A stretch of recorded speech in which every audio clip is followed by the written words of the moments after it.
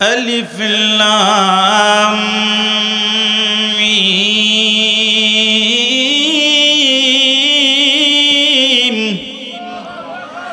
ذلك الكتاب لا ريب فيه هدى للمتقين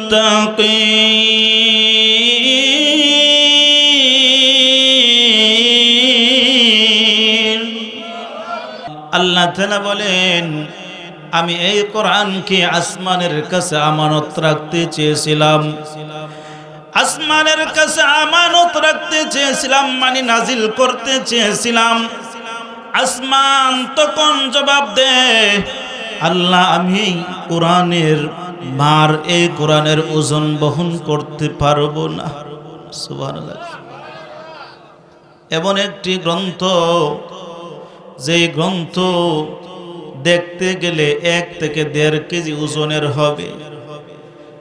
আপনারা বলুন তো, আসমান ছোট না বড়? জোরে বলেন, আসমান ছোট না বড়? এই আসমান জবাব দেয়, আমি এই কোরআনকে বহন করতে পারবো না।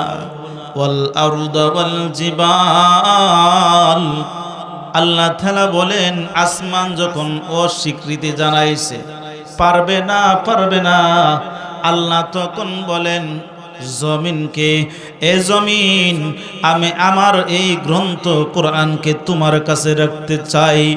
তখন সেই জমিন জবাব দেয়, আল্লাহ আমি এই কোরআনকে বহন করতে পারবো না, এই কোরআনকে আমি বহন করতে পারবো না। আল্লাহ তাআলা যখন জমিনের পক্ষ থেকে অস্বীকৃতি জানানোর পর আল্লাহ তাআলা তখন জিবাল ওয়াল জিবাল, পাহাড়, পৃথিবীর সমস্ত পাহাড়কে আল্লাহ তাআলা বলেছেন, এ পাহাড়, তোমার কাছে আমি আল্লাহ তাআলা কোরআনুল কারীম নাজিল করতে চাই, তোমার কি মত? তখন সেই জিবাল বলে, পাহাড় বলে, আল্লাহ আমি এই কোরআনকে বহন করতে পারবো না। আল্লাহু আকবার। আল্লাহ তাআলা তখন জানায়া দেন, আল্লাহ তাআলা এই পাহাড় সম্পর্কে কোরআনুল কারীমের সূরাতুজ জুমার 1 আয়াতের মাঝে বলেন, লাউ আনজালনা হাযাল কুরআনা আলা জাবালিন লারাআইতাহু খাশিআম মুতাসাদ্দিআম মিন খাশিয়াতিল্লাহ।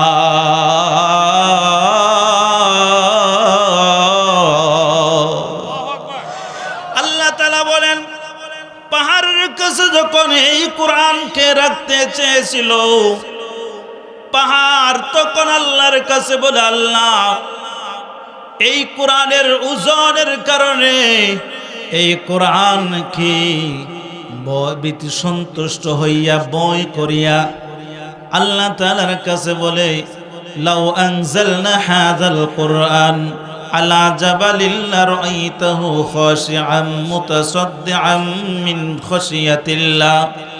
পাহাড় বলে, আল্লাহ বলেন, হাবিব, যদি আমি এই কোরআনকে পাহাড়ের উপর রাখতাম, তখন সেই পাহাড় বলতো, আল্লাহ ভয়ভীতি সন্তুষ্ট হইয়া ওই পাহাড় দশে দশে ধ্বংস হয়ে যাইত।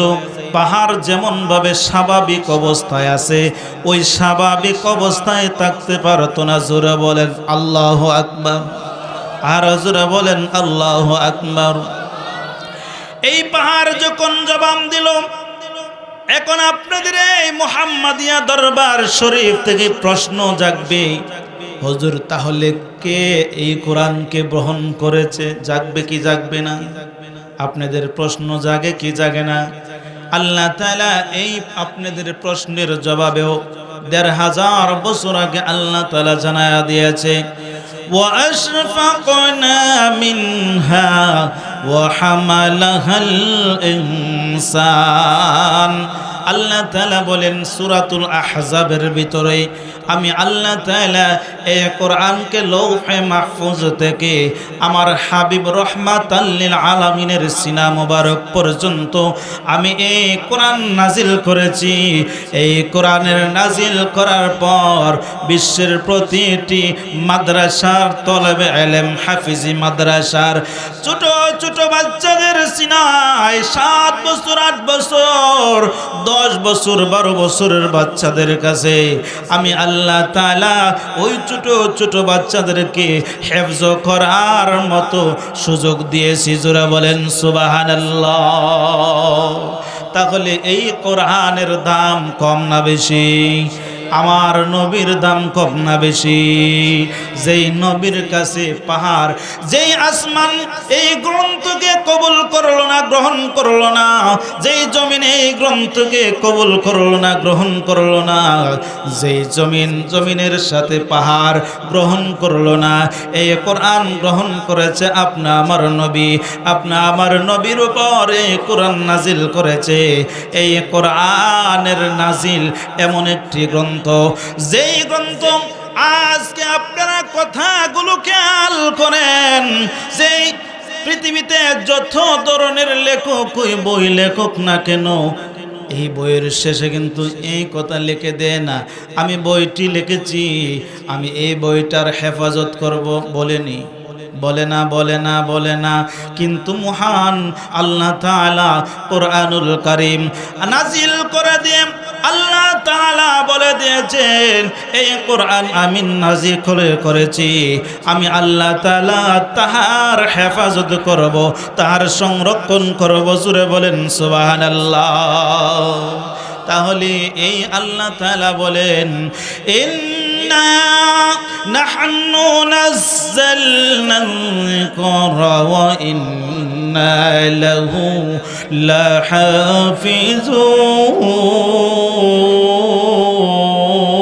লাহাফিজুন। আল্লাহ তাআলা বলেন, এই কোরআন আমি নাজিল করেছি, এই কোরআনের হেফাজত আমি আল্লাহ করব। আওয়াজটা আর একটু বাড়ায় দেন। এই কোরআনের হেফাজত আমি আল্লাহ তাআলা করব। তাহলে এই কোরআন গ্রহণ করেছে কে? মানুষ, মহানবী, মহামানব। এই নবী হলেন মানুষ, মহামানুষ কিন্তু সাধারণ মানুষ না। আমার নবীর সাথে আপনার নবীর সাথে সাধারণ মানুষের কোনো তুলনা চলবে না। এবং 1,24,000 মতান্তরে 2,24,000 সেই নবী রাসূল এই পৃথিবীতে আগমন করেছিল। ওই সমস্ত নবীদেরও আমাদের নবীর সাথে কোনো সম্পর্ক, কোনো তুলনা চলবে না, কোনো সামঞ্জস্যতা চলবে না। কথা বলেন ঠিক কিনা? কিন্তু আমাদের দেশে কিছু লোক আছেন, নামধারী মৌলবীরা, তারা ওয়াজ করে নবী নাকি আমাদের মতো মানুষ। নাউজুবিল্লাহ। আরো জোরে বলেন নাউজুবিল্লাহ। তাহলে যারা বলে আমাদের মতো মানুষ, আমাদের মতো মানুষ, আমি বলি তুমি আর আবু লাহাবের মাঝে কোনো ব্যবধান নাই, তোমার আর আবু জাহালের মাঝে কোনো ব্যবধান নাই। তার কারণ হলো আমার নবীকে আবু জাহেল চিনে নাই, আমার নবীকে আবু লাহাব চিনে নাই, আমার নবীকে উতবা সাইবা চিনে না। এই জন্য তোমার মতো মৌলবীও আমার নবীকে না চিন্না তুমি বলো নবী আমার মতো মানো, তোমার মতো বেয়াদব এই পৃথিবীতে কেউ থাকতে পারে না। কথা বলেন ঠিক কিনা? তাহলে যারা আমার নবীর সাথে কটূক্তি করবে, নবীর সম্মানকে খেড়ে নেওয়ার জন্য সমাজে অলিতে গলিতে দেশে সারা বিশ্বে প্রচার করতে চাবে, আমরা সেই সমস্ত নামধারী বন্ড আলেমদেরকে এই বাংলাদেশের প্রতিটি মহল্লায় মহল্লায়, প্রতিটি থানায় থানায়, প্রতিটি সেই বিভাগের হিসাবে আমরা তাদেরকে তালাক তালাক তালাক বয়কট করলাম। কথা বলেন ঠিক কিনা? আমাদের নবীর উপর এই কোরআন নাজিল করেছে, এই নবীর দাম কম না বেশি? জোরে বলেন, এই নবীর দাম কম না বেশি? তাহলে এই নবী অথচ আল্লাহ তাআলা বলেন মানুষকে আল্লাহ তাআলা দুর্বল বানায়া পাঠাইছে, সৃষ্টি করেছে। খুলিকাল ইনসানু দাঈফা। আল্লাহ তাআলা বলেন আমি মানুষকে দাঈফ মানে দুর্বল বানাইয়া সৃষ্টি করলাম। তাহলে এই মানুষ কিভাবে এই গ্রন্থকে গ্রহণ করেছে? আজ থেকে প্রায় কয়েক বছর আগে 2011 সালে আমেরিকাতে এক খ্রিস্টান বলেছিল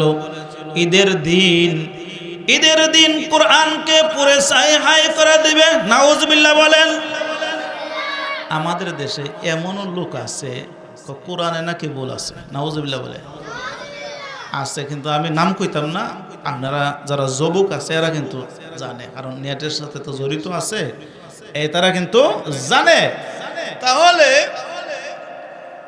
যারা এই কথা বলে কোরআনে ভুল আছে, এর মতো বেয়াদব, এর মতো আবু জাহিলও এই সমস্ত বক্তারা থেকে বালা। কারণ আবু জাহিল কোরআনের বিরুদ্ধে কইরা নবীর কণ্ঠে কোরআন তেলাওয়াত শোনার জন্য গোপনে রাত্রে বেলা যাইতো। সুবহানাল্লাহ বলে। তাহলে আবু জাহিল কোরআনের যদি এত মর্যাদা বুঝতো, মর্তবা বুঝতো, তোমার মতন মৌলবী এই কোরআনে ভুল আছে, আবু জাহিল কোরআনে কোনো ভুল না। সুবহানাল্লাহ বলে। তাহলে তো তার থেকে আবু জাহিল বলা, হ্যাঁ, তার থেকে তো আবু লাহাব বলা।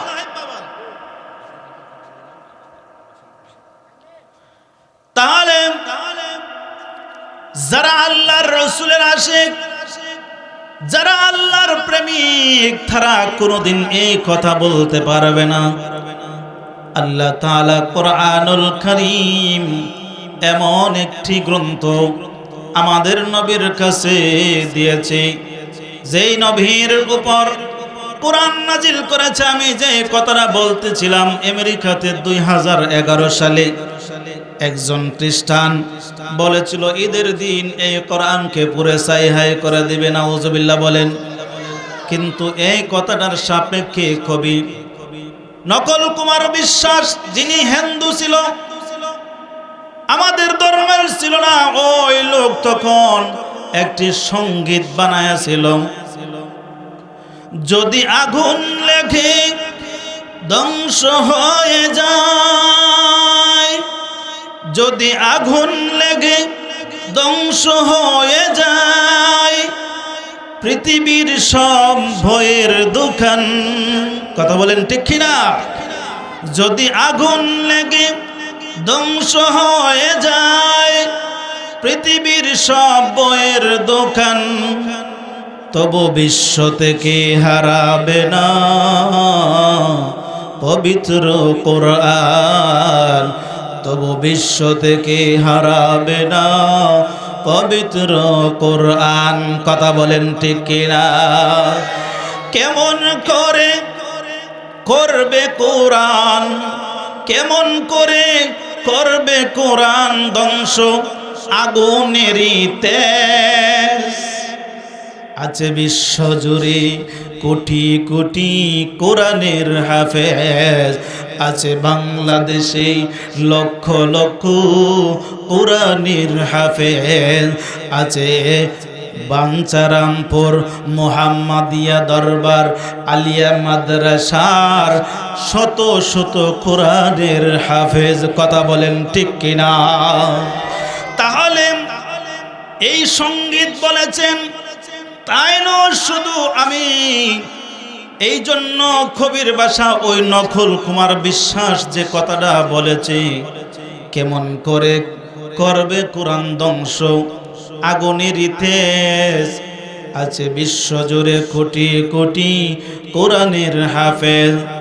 তারা চাপায় আসমানি গ্রন্থ, তারা চাপায় আসমানি গ্রন্থ, বাঁচাবে ইসলামের মান, তবু বিশ্ব থেকে হারাবে না পবিত্র কোরআন। তবু বিশ্ব থেকে হারাবে না পবিত্র কোরআন। কথা বলেন ঠিক কিনা? তাহলে এই কোরআনকে হেফাজতের দায়িত্ব মহান আল্লাহ তাআলা নিয়েছেন, কথা বলেন ঠিক কিনা? কিন্তু আল্লাহ তাআলা আমাদের নবীর উপরে কোরআন নাজিল করেছে, নবীর ইজ্জত সম্মানের কারণে এই কোরআনের হেফাজত আল্লাহ তাআলা নিজে নিয়েছে। জোরে বলেন সুবহানাল্লাহ। তাহলে এই কোরআনের দাম কম না বেশি? জোরে বলেন, এই কোরআন যে নবীর উপর নাজিল হয়েছে, অবতীর্ণ হয়েছে, ওই নবীর দাম কম না বেশি? আর জোরে বলেন, কম না বেশি? এই নবীর দাম হলো অনেক বেশি। তাহলে এই জন্য আল্লাহ তাআলা বলে দিয়েছেন, পৃথিবীর মানুষেরা এই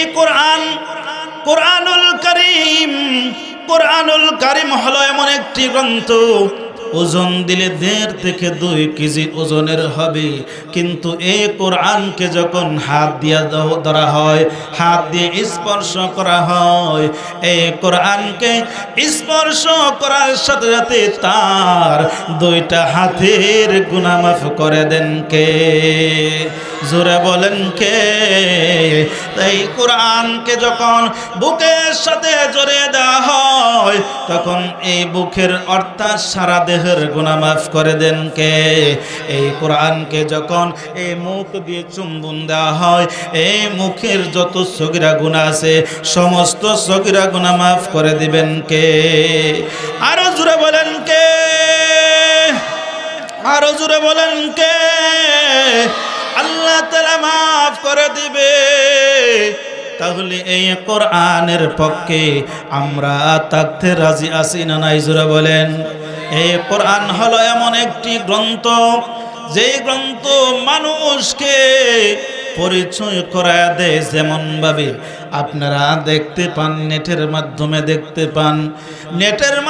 দেখতে পান, বাংলাদেশের ছোট ছোট কোরআনের হাফেজরা সারা বিশ্বে প্রতিযোগিতা অংশগ্রহণ করে সারা বিশ্বে 1 নাম্বার হয় এই বাংলাদেশের সন্তান। কথা বলেন ঠিক কিনা?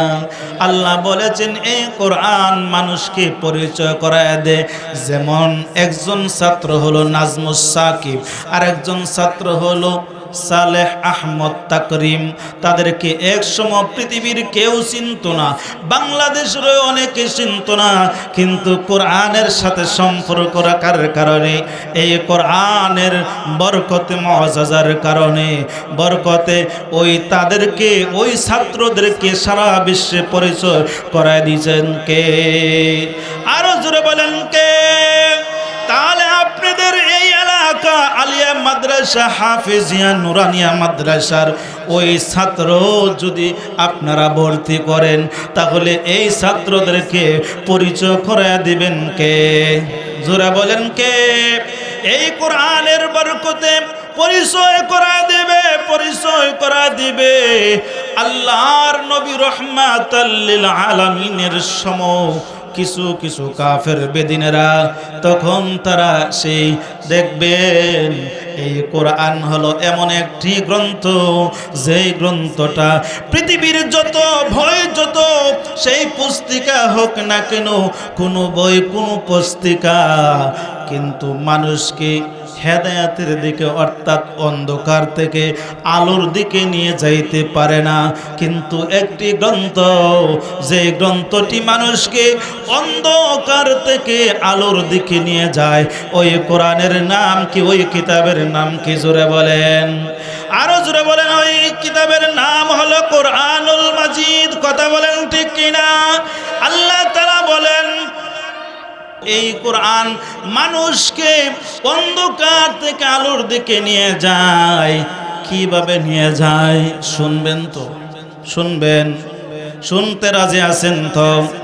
মানুষকে অন্ধকার থেকে আলোর দিকে নিয়ে যায় এই কোরআন কিভাবে মানুষকে অন্ধকার থেকে আলোর দিকে নিয়ে গিয়েছে? আপনারা যদি হাদিস থেকে ঘটনা শুনেন, আপনারা বলুন তো, আমাদের নবী যখন মক্কার গলিতে যখন কালিমার দাওয়াত দেয়, তখন আবু জেহেল, উতবা, শাইবা, আবু লাহাব সহ আমাদের নবীর বিরোধিতা শুরু করে দিয়েছিল। কথা বলেন ঠিক কিনা? আমাদের নবীর বিরোধিতা করেছিল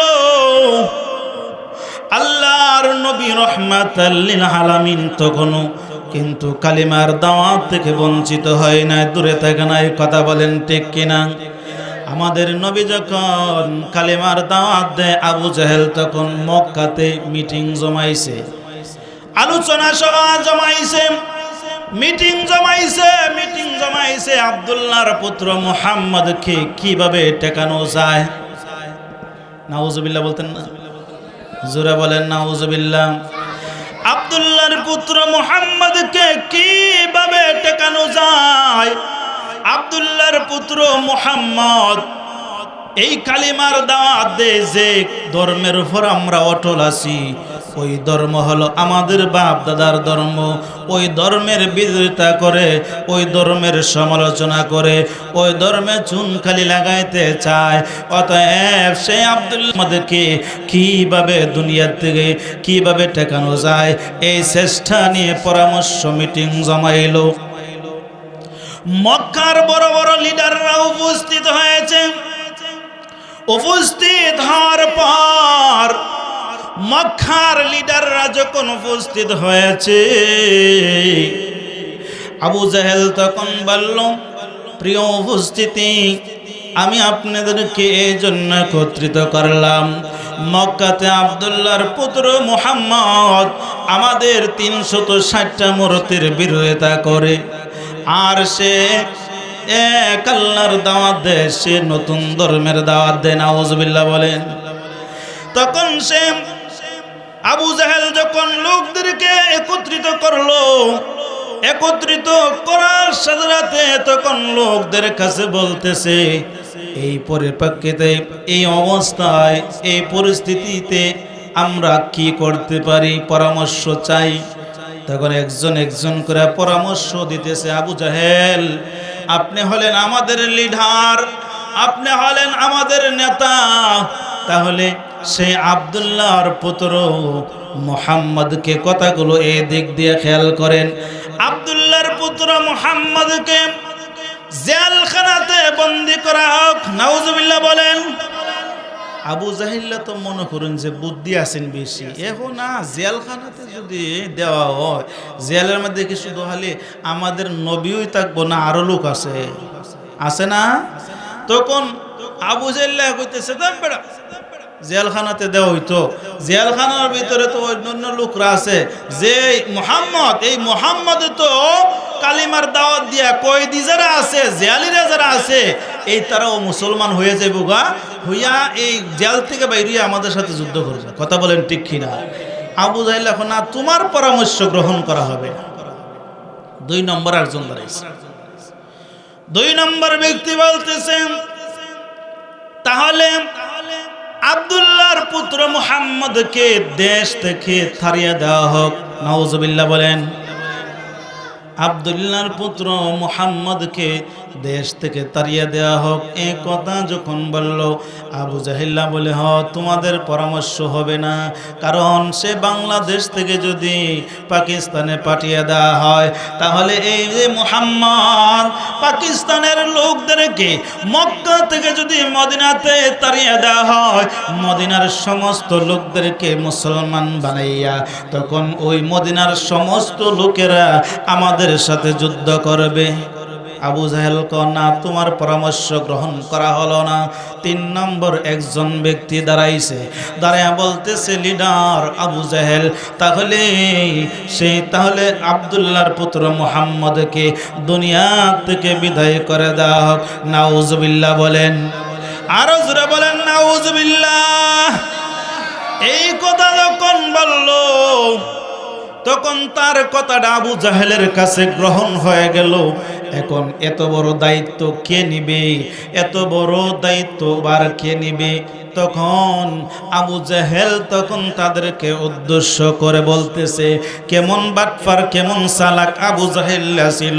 কারণ লোকেরা জানে আব্দুল্লাহর পুত্র মুহাম্মদ কোনো সাধারণ যোদ্ধার নয়, আব্দুল্লাহর পুত্র মুহাম্মদ সাধারণ মানুষ নয়। এই লোককে কে হত্যা করবে, কে দুনিয়া থেকে বিদায় করে দিবে, আবু জাহেল্লা চিন্তা করলো এমনি কেউ রাজি হবে না। তখন আবু জাহেল্লা তখন বলতেছে যে এই লোকের মুহাম্মদের মাথা এনে দিতে পারবে তাকে 3টা পুরস্কার দেওয়া হবে। নাউজুবিল্লাহ বলেন। 1 নাম্বার পুরস্কার কি? 1 নাম্বার পুরস্কার হলো 100 লাল রঙের উট। 100 লাল রঙের উট, মানে বর্তমানে 100 1 কোটি করে হলেও 100 কোটি টাকার পুরস্কার। নাউজুবিল্লাহ বলেন। 1 নাম্বার পুরস্কার। 2 নাম্বার পুরস্কার হলো 2 নাম্বার পুরস্কার হলো যদি এই দায়িত্বভার নিবে তাহলে এই মক্কাতে তোমাকে সরদারি দেওয়া হবে। যে এই দায়িত্ব নিবে তাকে সরদারির দায়িত্ব দেওয়া হবে। তখন এই 2 নাম্বার। 3 নাম্বার হলো আবু জাহেল বলতেছে আমার অনেকটি খেজুরের বাগান আছে, যদি মুহাম্মাদের মাথা এনে দিতে পারে, যে এনে দিতে পারবে তাকে ওই খেজুরের বাগান দেওয়া হবে, 3টা পুরস্কার দেওয়া হবে। নাউজুবিল্লাহ বলেন। তখন কেউ এদিক দিয়ে তাকায়, পিছনের দিকে ছিল হযরত ওমর। ওমর 2টা হাত বাড়ায়া বলতেছে আবু জাহেল আমি আব্দুল্লাহর পুত্র মুহাম্মাদের মাথা আনবো। নাউজুবিল্লাহ বলেন। আব্দুল্লাহর পুত্র মুহাম্মাদের মাথা আনবো। এই কথা যখন বলল তখন ওমরে বলতেছে আবু জাহেল তুমি যে 3টা পুরস্কার দিবাই, এই 3টা পুরস্কার মুখে বললেই হবে না। কুবাইস নামক পাহাড় আছে, আগের ওই তারা যখন কোনো কিছু দেওয়ার ওয়াদা করত, কুবাইস নামক পাহাড়ে গিয়ে হাত দিয়ে বলতো যে আব্দুল্লাহর পুত্র মুহাম্মাদের মাথা যদি এনে দিতে পারে আমি এই কুবাইস পাহাড়ের কসম খেয়ে বলি 3টা পুরস্কার দান করব। নাউজুবিল্লাহ মিন যালিক। তখন ওমরে বলতেছে যাও তুমি যাইয়া এই কুবাইস নামক পাহাড়ের কসম কে বলো। তখন আবু জাহেল কসম খেয়ে বলেছে। তখন সেই ওমর তলোয়ার হাতে নিয়া তখন আপনি আমার নবী রাহমাতাল লিল আলামিনের মাথা মোবারক শির মোবারক আনার জন্য রাস্তা দিয়ে চলে যাইতেছে রাগান্বিত হইয়া। নবীর একজন সাহাবী যার নাম হলো হযরত নাঈম রাদিয়াল্লাহু তাআলা আনহু, হযরত নাঈম রাদিয়াল্লাহু তাআলা আনহুর সাথে দেখা। নাঈম ওমরের চেহারা দেখে লাল গোলা হয়ে গেছে, চোখ লাল হয়ে গেছে, চেহারা কালো হয়ে গেছে। তখন সে নাঈম ডাকতে বলতেছে যে এরে উমর তোমার তো রাগান্বিত বোঝা যাইতেছে, কিসের জন্য, কোথায় যাচ্ছ তলোয়ার নিয়ে? তখন সে নাঈমের প্রশ্নের জবাবে উমর জবাব দেন এরে নাঈম আব্দুল্লাহর পুত্র মুহাম্মদ নাকি আমাদের মক্কাতে নতুন ধর্মের দাওয়াত দেয়, 360টা মূর্তির বিরুদ্ধে কথা বলে। এখন সে আব্দুল্লাহর পুত্র মুহাম্মদের মাথা আনার জন্য যাইতেছি। নাউজুবিল্লাহ মিন যালিক বলেন। তখন সে নাঈম তখন নতুন মুসলমান হয়ে এসেছে। তখন নাঈম বলতেছে তুমি যে তলোয়ার নিয়া সে আব্দুল্লাহর পুত্র মুহাম্মদের মাথা আনার জন্য যাইতেছো, ওই জায়গাতে তো আব্দুল্লাহর পুত্র মুহাম্মদের দল বাহিনীও আছে। আল্লাহু আকবার বলে। তখন এই কথা যখন বলল, উমরের সাথে ওই নাঈমের আংশিক বন্ধুত্ব ছিল। উমর তখন এই কথাটা বলার উদ্দেশ্য হলো নাঈমের কথার দ্বারা বোঝা যায় মনে হয় নাঈম মুসলমান হয়ে গেছে। উমর ডাক দা বলে নাঈম রে, তাহলে কি তুমিও মুহাম্মাদের কাছে কালিমা পড়ে মুসলমান হইছো নাকি? এই কথা যখন বললাম বলার সাথে সাথে তখন সে উমরের কাছে নাঈম বলতেছে হ্যাঁ আমি যদি মুসলমান হয়ে থাকি তাহলে তুমি কি করবা? তখন উমর ডাক দা বলে যদি তুমি মুসলমান হয়ে থাকো তাহলে তোমার মাথা আগে তোমার দেহ থেকে সরিয়ে দিব। নাউজুবিল্লাহ মিন যালিক বলেন। তখন সে নাঈম ডাক দে বলতেছে এরে ওমর তোমার শরীর রক্ত মাংস আছে, তোমার শরীরও যেমন দেহ যেমন জোর আছে, তোমার সাথে যেমন তলোয়ার আছে, আমি নাঈমেরও রক্ত মাংস দিয়ে বলি, আমি নাঈমের কাছেও তলোয়ার আছে। অতএব তোমার কাছে যেমন তলোয়ার দিয়ে আমাকে আঘাত করবা, তুমি যদি 10টা আঘাত করতে পারো, আমি নাঈম তো একটা আঘাত হলো করতে পারবো। কথা বলেন ঠিক কিনা?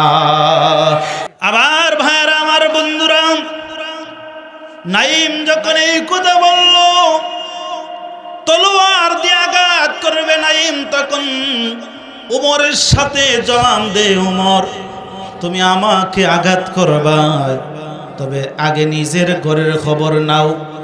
নিজের ঘরের খবর নাও। নিজের ঘরের খবর আবার কি?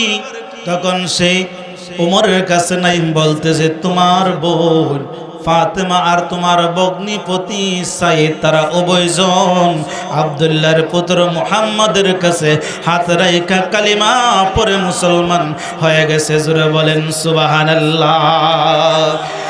এই কথা যখন বলার সাথে সাথে উমর তখন রাগান্বিত হইয়া নাঈমের কাছে বলে, নাঈম তাহলে তোমাদের বিচার পরে করব, আগে নিজের ঘরের খবর নেই। তখন সেই ওমর তলোয়ার নিয়ে নিজের বইনের বাড়িতে, বইনের স্বামীর বাড়িতে চলে গেল। বাড়িতে গিয়ে দরজায় করাঘাত করলো। তখন বলতেছে, আমি ওমর এসেছি, আমি ওমর এসেছি। এই কথা যখন বলার সাথে সাথে তখন ওই ওমরের ভয় ফাতেমা এবং নবীর সাহাবী হযরত সাইদ ওমরের বইনের ভগ্নিপতি অর্থাৎ বইনের স্বামী, তারা উভয়জন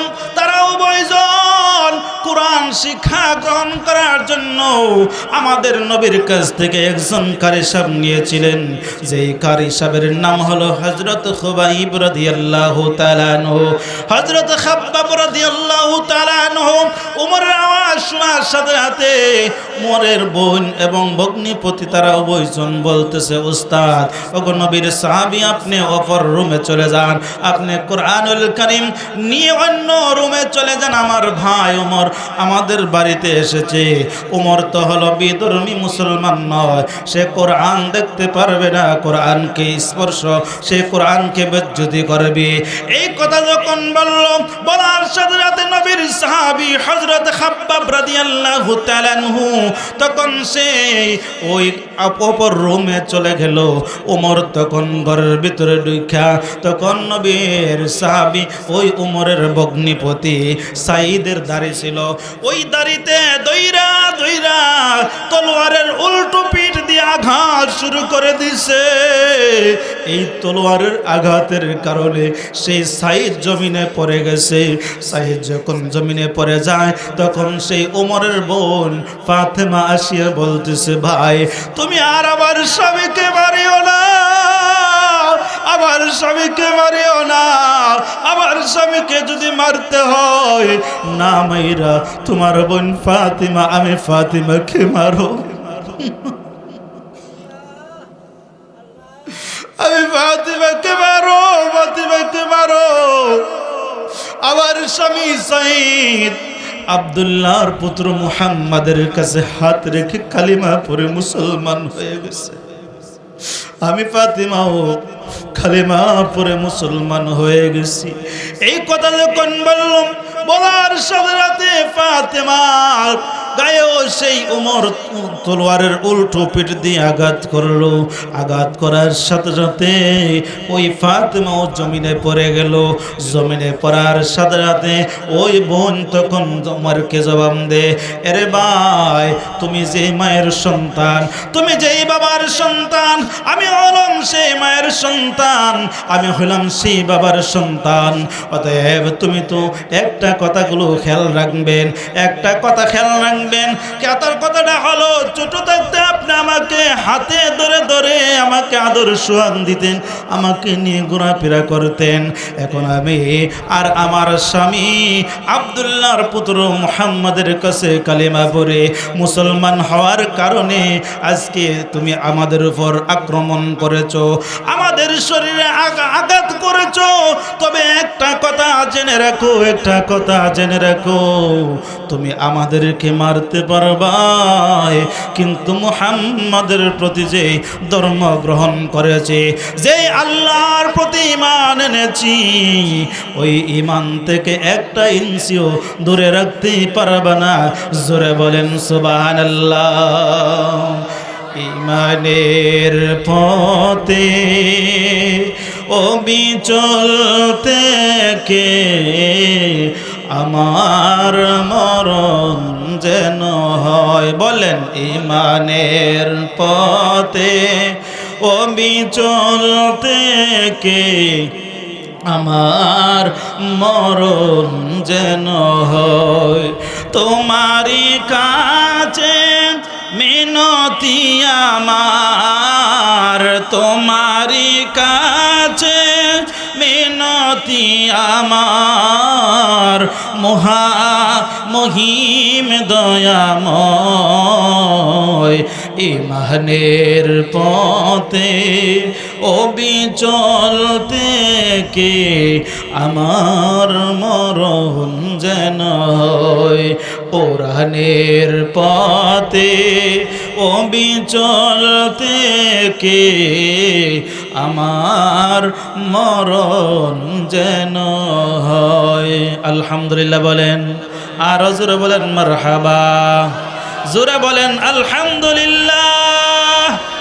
হযরত উমর এই কথা যখন শুনলো, শোনার সাথে সাথে তখন উমর ডাক দা বলতে, ওই ফাতিমাকে বলতেছে, বোন রে, তোমাকে এই শিক্ষা কে দিয়েছে? তখন সে উমরে বলতেছে, ফাতেমা, তাহলে তুমি আমার কাছে জান ভিক্ষা চাও। তখন সেই ফাতেমা জবাব দে, ভাই, দুনিয়ার কারো কাছে জান ভিক্ষা চাওয়া যাবে না। উমর তখন ডাক দা বলতেছে, এরে ফাতেমা, তোমাকে এই শিক্ষা কে দিয়েছে? তখন ফাতেমা, উমরের বোন ফাতেমা ডাক দে বলতেছে, ভাইয়া, আমাকে রাহমাতাল লিল আলামিন আমাকে এই শিক্ষা দিয়েছে, দুনিয়ার কারো কাছে কোনো কিছু চাওয়া যাবে না। যদি দুনিয়ার কারো কাছে কোনো কিছু চায়, তাহলে আল্লাহর সাথে শরীক হয়ে যাবে, শিরিক হয়ে যাবে। আর শিরিক গুনাহ করলে আল্লাহ তাআলা জাহান্নামে দিবে। অতএব আমরা তোমার কাছে জান ভিক্ষা চাইতে চাই না। তখন সেই ওমরের দিলটা এত একটা নরম হয়ে গেছে, ও নরম হওয়ার সাথে সাথে তখন সেই বোনকে বলতেছে, বোন, তোমরা যে গ্রন্থ পড়েছিলাই, আমার অজান্তে যে গ্রন্থটি পড়েছিলাই, ওই গ্রন্থটা আমার কাছে দাও। তখন সেই ফাতেমা ডাক দে বলতেছে, না ভাই, আপনি তো হলেন বিধর্মী, আপনি তো হলেন মুশরিক, আর মুশরিকরা হলো অপবিত্র, আর অপবিত্র অবস্থায় এই কোরআনকে স্পর্শ করা যাবে না। কথাটা বলেছেন কে? আমাদের দেশে কিন্তু কিছু লোক আছে, কোরআন নাকি উজু ছাড়াও ধরা যাবে, অপবিত্র অবস্থাও ধরা যাবে। কিন্তু সেই ফাতেমা উমরের বোন বলতেছে, অথচ কোরআনুল কারিমে আছে, ইন্নাল মুশরিকিনা নাজাসুন, মুশরিকরা হলো অপবিত্র, আর অপবিত্র অবস্থায় কোরআনকে স্পর্শ করা যাবে না। লা ইয়ামাসসুহু ইল্লাল মুতাত্তাহিরিন, এই কোরআনকে পবিত্র অবস্থায় ছাড়া স্পর্শ করা যাবে না। তখন সেই ফাতেমা বলতেছে, ভাই, আপনি গোসল করে আসেন। গোসল করে আসে তখন সেই বোনকে বলল, যেহেতু আমি কালিমা এখনো পড়ি নাই, তখন তুমি আমাকে একটু কোরআন তেলাওয়াত করে শোনান। যে কোরআনের তেলাওয়াত সেই খাব্বাবের শিখাইছিল, ওই খাব্বাবের তেলাওয়াতকৃত সূরা হলো সূরাতুত তাহা। আল্লাহ তাআলা যে কথাগুলো বলেছেন, এই কথাগুলো সেই ফাতেমা পড়ে পড়ে শোনাইছে। তো মা আনজালনা আলাইকাল কুরআনা লিতাশকা ইল্লা তাযকিরাতাল লিমান ইয়াখশা তানজিলাম মিম্মান খালাকাল আরদা ওয়াস সামাওয়াতি ওয়াল উলা আর রহমানু আলাল আরশি ইস্তাওয়া। জোরে বলেন আল্লাহু আকবার।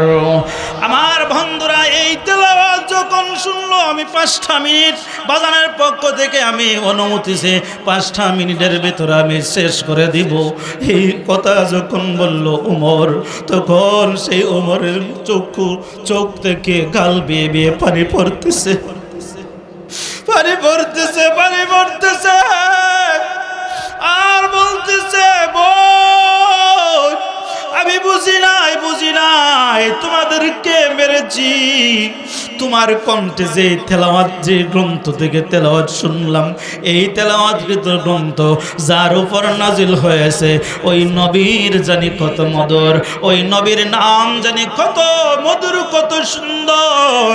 আর দেরি করতে চাই না, তুমি এই মুহূর্তে আমাকে রহমাতাল লিল আলামিনের কাছে নিয়ে চলো, রহমাতাল লিল আলামিনের কাছে নিয়ে চলো।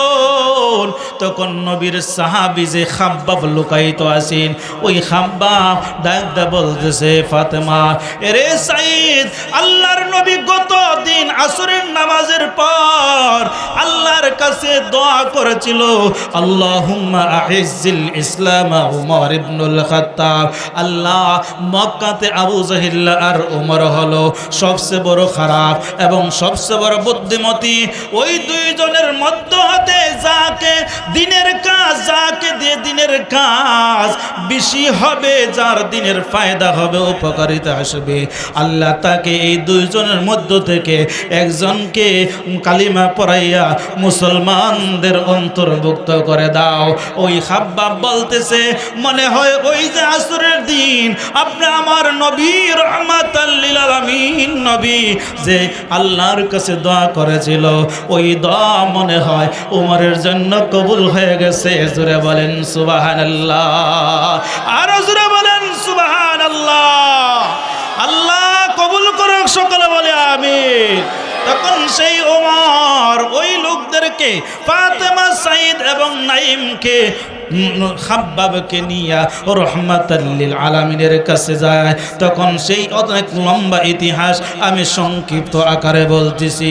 আল্লাহর নবীর কাছে সাহাবায়ে কেরামরা তখন ডাকদা বলতেছে, ওগো নবীজি ইয়া রাসূলুল্লাহ ইয়া হাবিবাল্লাহ, আপনার ওই দুশমনটা দেখেন 3 জন রে লইয়া আপনার দরবারে তলোয়ার নিয়ে আসতেছে, মনে হয় 3 জন দিকে মুসলমান হয়ে গিয়েছে, মনে হয় আপনার দরবারে আসিয়া তাদেরকে জবাই করে ফেলবে, তাদেরকে হত্যা করে ফেলবে। সাহাবীরা বলতেছে, ইয়া রাসূলুল্লাহ ইয়া হাবিবাল্লাহ, আর দেরি করতে চাই না, অনুমতি দিয়ে দেন, এই ওমরকে দুনিয়া থেকে বিদায় করে দেয়। এখন বলুন তো, আমাদের নবী যা জানে সাহাবায়ে কেরামরা কি তা জানে নাকি? জানে না, জানে না, জানে না।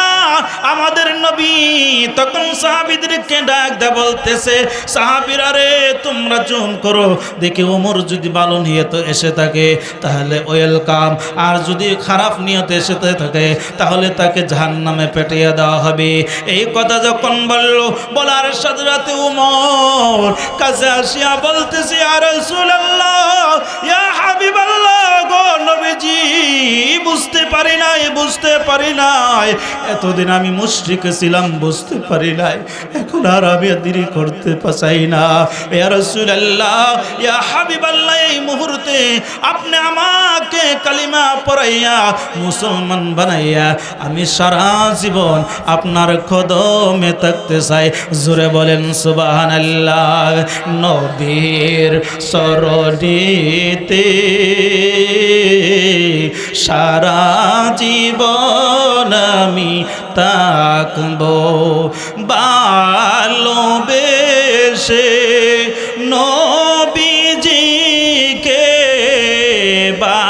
ভালোবেসে নবীজিকে হৃদয় মাঝে ভরি রাখবো, নবীর চরণেতে সারা জীবন আমি থাকবো। মারহাবা বলেন, আর জোরে বলেন মারহাবা। এই কথা যখন বললাম আল্লাহর নবীর কাছে কালিমা পড়ে মুসলমান হয়ে এই ওমরের দ্বারা কি লাভ হলো? তাহলে এক কথায় উত্তর হলো কোরআন দিয়ে, কোরআন আলোক অন্ধকারের মানুষকে, জাহেলিয়া যুগের মানুষকে, মূর্খপনার মানুষকে জান্নাতি মানুষ বানায় দেয় এই কোরআন। কথা বলেন ঠিক কিনা? ওমর কিন্তু এই কোরআনকে গ্রহণ করার আগে কাফের ছিল, জাহান্নামী লোক ছিল, কিন্তু এই কোরআন গ্রহণ করার কারণে আল্লাহর নবীর সাথে জান্নাতি হয়ে গেছে। তাই নয় শুধু এই ওমর জান্নাতের সার্টিফিকেট পেয়েছে। এখন আপনাদের কাছে আমার প্রশ্ন হলো, আমার বাজান যে মাদ্রাসাটা দিয়েছে এই মাদ্রাসাতে কি শিক্ষা দেওয়া হয়? কথা বলেন। কোরআন শিক্ষা দেওয়া হয়। তাহলে আপনাদের এই বাহের সর মুহাম্মাদিয়া দরবার শরীফ আলিয়া মাদ্রাসাতে আপনাদের সন্তান ওই মাদ্রাসাতে দিতে চায় কি চায় না? জোরে বলেন চায় কি চায় না?